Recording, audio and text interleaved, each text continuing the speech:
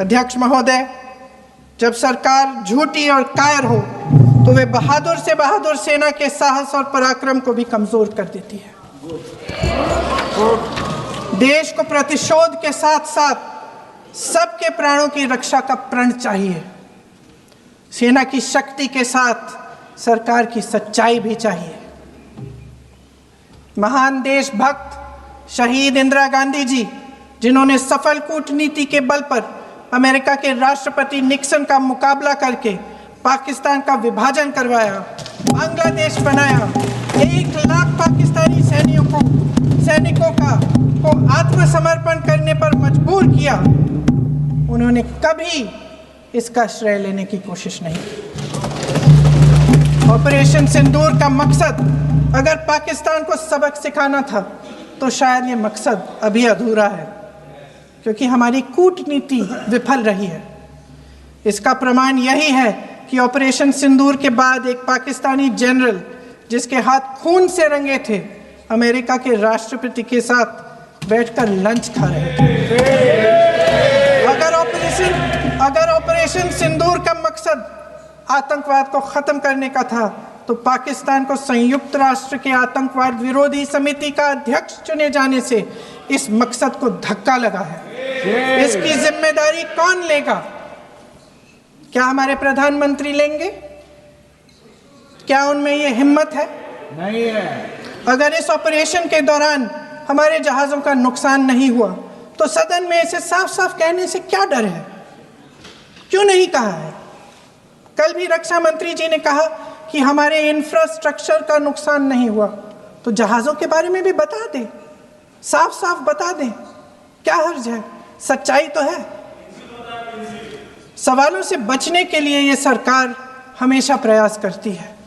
इसकी राजनीतिक कायरता बेमिसाल है। देशवासियों के प्रति जवाबदेही का एहसास ही नहीं है। सच्चाई ये है कि इनके दिल में जनता के लिए कोई जगह नहीं है। सब राजनीति है, सब पीआर है, सब प्रचार है, सब पब्लिसिटी है। देश की जनता के लिए आपके हृदय में कुछ नहीं रहा। बहुत समय हो गया है आप इस प्रचार में ही लिप्त हैं, जनता को देख नहीं पा रहे हैं। जी मानिए। जो पहलगाम में हुआ, खत्म करती हूँ, जो पहलगाम में हुआ उससे हर एक देशवासी के दिल पे चोट पहुंची है। एक और भारत की सेना पाकिस्तान को कड़ा जवाब दे रही थी, लेकिन दूसरी ओर आप लोग क्या कर रहे थे? राहुल गांधी जी क्या कर रहे थे? सबूत मांग रहे थे और साथ ही साथ कवर फायर भी दे रहे थे। कवर फायर किसको दे रहे थे ये आपको पूछना पड़ेगा। आपने कहा कि हमने सरेंडर कर दिया। हमने स्पष्ट किया है कि जब तक हमने ऑपरेशन और मिलिट्री ऑब्जेक्टिव पूरा नहीं किया तब तक हमने सीजफायर नहीं किया था, और तीसरे पक्ष की मध्यस्थता को हमने पहले ही नकार दिया था। और यही नहीं, एक बात तो मैं आपको स्पष्ट कर देना चाहता हूं, आज भारत का दूसरा सबसे लंबे समय तक प्रधानमंत्री के पद पर रहने वाला कोई व्यक्ति है तो उनका नाम नरेंद्र मोदी है। 2001 से लेकर 2025 तक, मुख्यमंत्री से लेकर प्रधानमंत्री तक 25 साल में एक दिन की भी छुट्टी लिए बिना देश के लिए हर पल जीने का काम करने वाले नरेंद्र मोदी हैं। आपने भारत की सेना पर प्रश्न चिन्ह खड़ा किया है। मैं इतना कहूंगा, हम दुनिया का सबसे बड़ा लोकतंत्र है, दुनिया की चौथी बड़ी अर्थव्यवस्था है, दुनिया के सबसे लोकप्रिय प्रधानमंत्री नेता हमारे पास हैं। भारत को झुकाने वाला कोई कमाई का लाल पैदा नहीं हुआ जो झुका सके। भारत को कोई झुका सके ऐसा किसी में दम नहीं। भारत से विश्व है, हम किसी से कम नहीं, हम किसी से कम नहीं। आदरणीय सभापति जी, भारत 2.5 मोर्चे पर लड़ाई लड़ रहा था। 2 मोर्चे तो सबको पता है, लेकिन ये जो आधा मोर्चा है ना,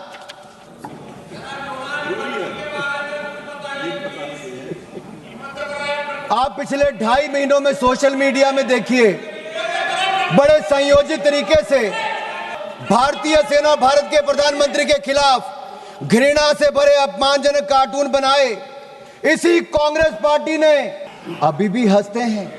अरे राहुल गांधी जी को सदन में खड़े होकर माफी मांगनी चाहिए, पूरे देश से, भारतीय सेना से माफी मांगनी चाहिए। और बाटला हाउस कांड में शहीद होने वाले इंस्पेक्टर मोहनचंद शर्मा को आप श्रद्धांजलि तक नहीं दे पाए, लेकिन आपकी पूर्व राष्ट्रीय अध्यक्ष आतंकवादियों के मरने पे आंसू बहाने वहां चली गई थी। यह कांग्रेस है जो भारतीय सेना के साथ नहीं, उसके खिलाफ हथियार उठाने वाले आतंकवादियों के लिए आंसू बहाती है। देश ने आपका असली चेहरा देखा है। इससे बड़ा पाप और क्या हो सकता है कि आपने भारत को अपमानित और पराजित करने वाले राष्ट्र साबित करने में कोई कसर नहीं छोड़ी। आपने देश की जनता का मनोबल तोड़ने का कार्य किया, कोई कोर कसर आपने बाकी नहीं छोड़ी। और सुनिए मणिकम टैगोर जी, इतिहास नरेंद्र मोदी जी को उनके धैर्य और धीरता के लिए याद रखेगा, उनके धोखे और धूर्तता के लिए धिक्कारेगा, धोखे और धूर्तता के धिक्कारेगा। और मैं आपको बताऊं, जिस नेता की आप अपने की बात करते हैं, 2 बार देश की जनता ने लीडर ऑफ ऑपोजिशन बनने के लायक भी नहीं दिया। एक बार तो अमेठी की जनता ने हरा दिया, और अगर रो धोकर लीडर ऑफ ऑपोजिशन बन भी गए तो मैं कहना चाहता हूं, अब वो एलओपी से, किरण जी पूछ रहे हैं भाई, पार्लियामेंट्री अफेयर मिनिस्टर को तो मुझे बताना पड़ेगा, एलओपी लीडर ऑफ ऑपोजिशन से एलओपी, उनके एजेंडे पे केवल भारत का विरोध है, भारतीय सेना का विरोध है, और भारत के प्रधानमंत्री का विरोध करना ही लिखा है। इसलिए आज से उनको एलओबी कहना शुरू करना पड़ेगा। और मैं एक बात जरूर कहूं, पता नहीं वो कांग्रेस के पोस्टर बॉय बन पाए ना बन पाए, आपकी दुआ स्वीकार हो। अब माननीय सभापति जी, आज सदन ने ऑपरेशन सिंदूर पर चर्चा करनी थी, लेकिन कांग्रेस के नेताओं में होड़ लगी थी कि कौन पाकिस्तान का सबसे सगा, सबसे प्रिय उभर कर सामने आए। और एक पूर्व गृह मंत्री ने जो कल इंटरव्यू दिया, उस इंटरव्यू में साफ देखने को मिलता है, वो कहते अगर पाकिस्तान का हाथ इसमें नहीं दिखता है तो आप कैसे कहते हो कि पाकिस्तान से टेररिस्ट आए थे।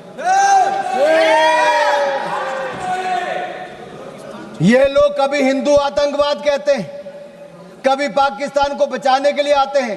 कांग्रेस पार्टी में पाकिस्तान के इतने बड़े बड़े एडवोकेट आज हैं कि पाकिस्तान अपनी पैरवी बाद में करता है, कांग्रेस के नेता उनकी पैरवी करने के लिए पहले खड़े हो जाते हैं।